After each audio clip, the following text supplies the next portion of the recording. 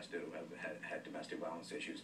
No discipline, and they're playing. This is a much larger microcosm. It's about the money. Yeah. It's because they want the good times to roll. That's what it comes down to. They put money in front. There have been hashtags why I left, why I stayed that have pushed the conversation into a different place with women discussing this, because people often wonder that question, why did you stay, what went on? And it seems as though it's pushed in a different place of keeping this alive versus 10 years ago where the story would come and the story would go.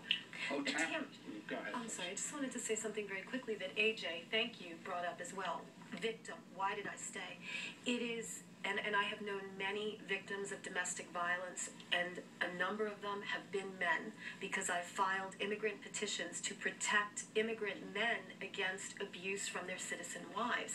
So it is not this whole man against female being the victim scenario, but it is important that we push it into that realm of what do you do? How do you deal psychologically with a woman or a man who feels like the Stockholm Syndrome, tied inextricably to the batterer? I mean, the NFL, what's happening with the NFL, Brian's absolutely right. It has to do with money, and that's the sexy thing here. Right. You're talking about a high-profile athlete, but the real meat of the issue is how do we stop this from happening? How do we protect the victims when this comes to our attention? And it doesn't come to our attention when it's Joe Schmo. I think that the conversation will continue to go on, hopefully.